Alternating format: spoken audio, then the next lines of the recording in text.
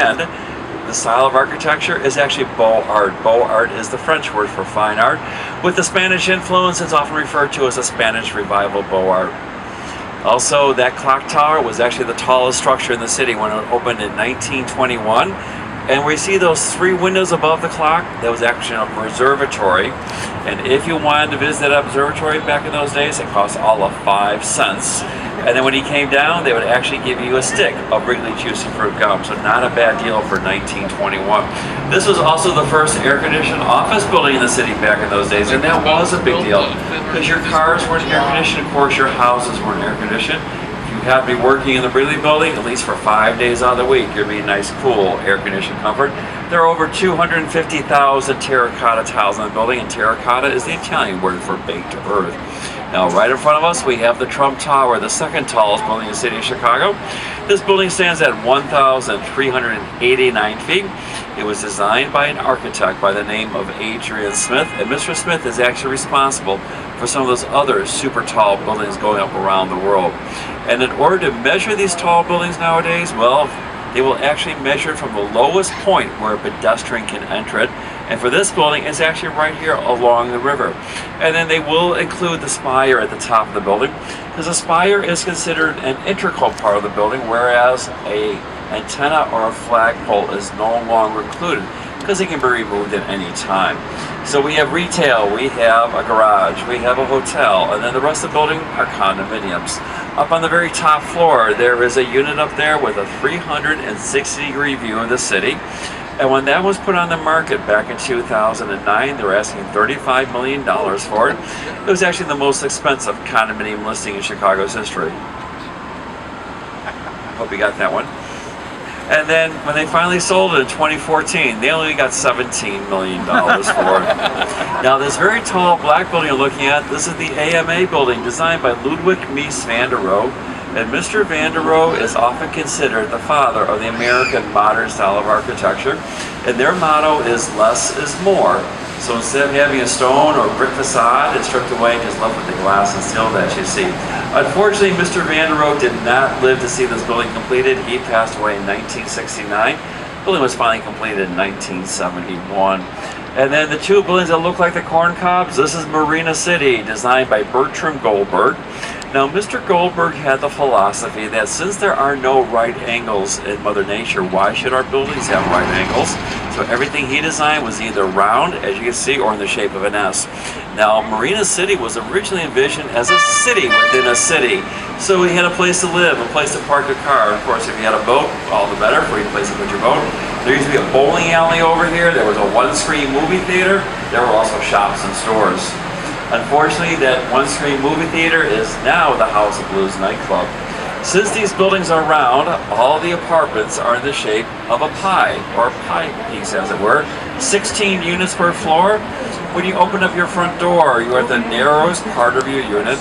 It's not until you made it to the balcony that you're at the widest part. And then 1980, Steve McQueen filmed a movie in Chicago called The Hunter. It had a very elaborate car chase scene, which actually climaxed on the parking garage here. And for that ending, the car went through the railing and then went nose first in the Chicago River. Now over here on your left, we have the Chicago River Walk. It begins over by Lake Michigan, and it's going to continue for 6 more blocks. And you see it's getting a little bit busy right now. And if you look to your left again, that building with the very highly reflective glass, look at the very top of the building. You see what appears to be a temple up there. This style of architecture is known as neoclassical. And then also, if you look, you can see the columns as they support the building. With that very highly polished glass, it actually has a nice reflection of some of the other buildings in the neighborhood. During the daytime, it actually reflects Marina City. Now, we'll be going underneath the bridge here in just a second, and that building on the right, the one that is all lit up at this time of the evening, this is an old warehouse from 1914. Back in those days, it was known as the Reed Murdoch Building. And this is the only building on the Chicago River that has the prairie style of architecture to it. Prairie style is often referred to as the only truly American form of architecture. It was actually made popular by Frank Lloyd Wright in the early 1900s. By the way, look at the right side of the building. You can see that it's much longer than the left side of the building. Surprisingly, when the building was completed in 1914, it was actually of equal length on both sides of the tower. 1925 rolls around, and the city of Chicago buys 25 feet of the building, chops it off, and removes it just so they can widen LaSalle Street. And since the building is one side longer than the other, that's referred to as asymmetrical. Now, we'll be coming upon another old warehouse. In fact, it's the one here on the right with the green tinted windows. For a number of years, this was the Helene Curtis headquarters. Helene Curtis was a personal care product company, and they moved to this building back in the early 80s. If you notice the green tinted windows, this is actually the first building on the Chicago River that actually had the same green as our Chicago River. This is actually one of the buildings on the river that will be using river water to help with the air conditioning during the daytime. They take the water out of the river at night, it gets frozen, and then during the day, the cool vapors are then used to help air condition the building. A very economical way of doing all that. We'll be coming upon another very large building here in just a moment. And this is the Merchandise Mart. Now, when the Merchandise Mart was completed in 1930, it was actually the world's largest building at 4 million square feet. That is the equivalent of 73 football fields. When the building was completed, 29 million bricks were used in construction, 4,000 windows, 37 elevators, 7.5 miles of hallways and corridors. And by the way, these 8 busts that you see up here, these are referred to as the 8 merchant princes who have shaped retailing throughout the years. So everybody from Marshall Field all the way up to the gentleman who created the A&P Empire. Now originally, this building was also a huge warehouse for the old Marshall Field department store chain. In 1945, Joseph Kennedy, the father of President John Kennedy, bought that building for about $12.5 million. In the late 90s, the Kennedys sold it for over $500 million, so not a bad return on a $12.5 million investment. Currently, we do have a lot of showrooms in that building, everything from jewelry up to some very expensive kitchens and bathrooms, and actually the building is open to the public, so tomorrow make your way over here and see what type of deal you can get. Now, to your right here, this is Wolf Point, and this was actually the site of Chicago's first permanent settlement. Back in 1833, Chicago was a town of about 200 people. In 1837, we were incorporated as a city. So in 2017, Chicago is celebrating its 180th birthday. Where you see all the construction equipment over here, this is going to be a future site of a 60-story apartment building. They're going to be breaking ground sometime in the next few weeks. And that 60-story apartment building is actually going to be looking down on a 46-story apartment building, which was just completed last fall.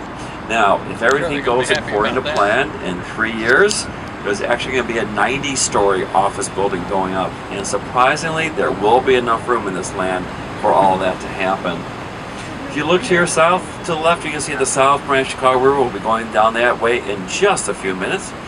And we're getting ready to go up to the North Branch of the Chicago River. And geographically, this area is in the shape of a Y.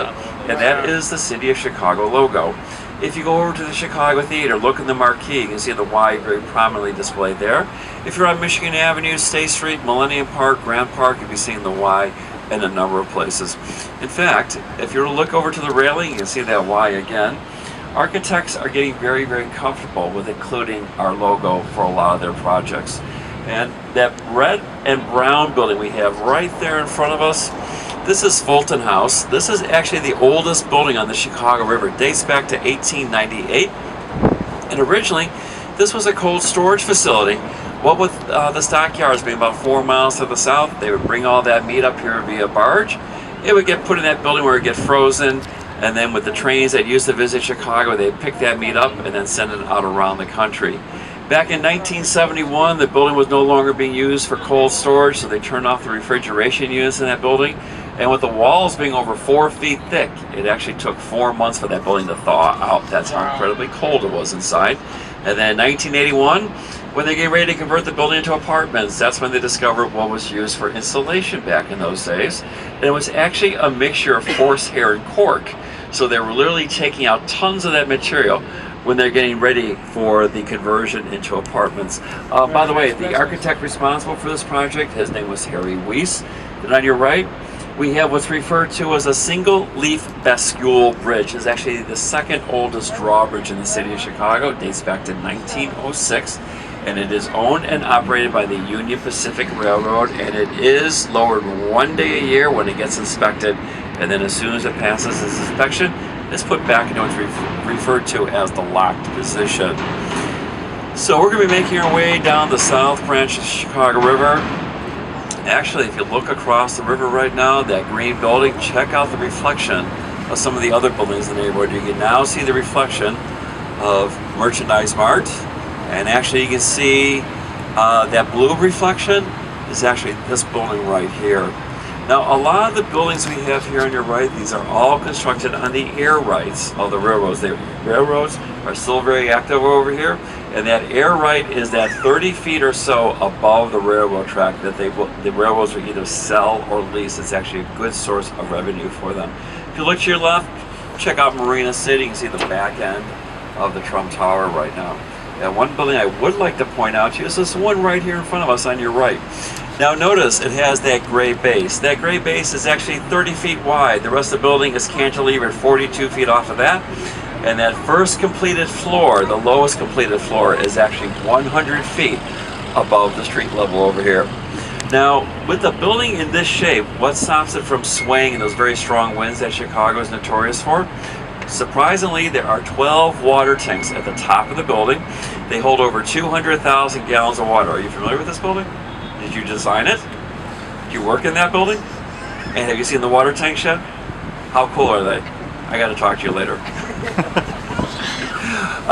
You may be able to see a ripple effect as we go past the building, as we come out from under the bridge.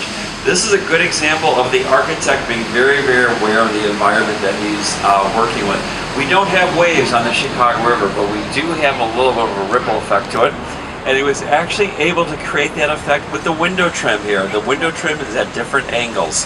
So, of course, as you look at the building at an angle, you get to see that ripple effect. Now, one of the reasons why this building only has that 30-foot wide base is because of the way the railroad tracks are laid out over here. If they had constructed the building 25 feet further over, there simply would not have been enough room for the foundation. So they are being very good neighbors. In fact, the rest of the available land up there has been landscaped and turned into a park. So the folks who live in that orange building does have something nice to look down upon. We're also coming upon the Boeing headquarters over here. This building is what's referred to as a postmodern style of architecture. If you remember that AMA building, that very tall, sleek black building, well, we got a lot of right angles going on here. We don't have black, we have gray, we have silver, we have blue. Notice how the windows are being trimmed out. The building is actually a backwards L. And then if you look at the top, see those holes up there? That is because this building was originally designed for the Morton Salt headquarters, and the building actually resembles a salt and pepper shaker. And then the corner closest to us, because of the way the railroad tracks are laid out here, the building is being supported from the top down. Normally a building is supported from the bottom going up. There's actually an amazing set of truss work up there that is helping to support the building. We'll be seeing that truss work on our return visit. Now over here on your left, we have the Civic Opera House of Chicago. And by the way, this building is actually the shape of a chair. So if you look at the back of the theater, that is the seat. We have the two armrests and that tall tower, that would be the back of the chair itself.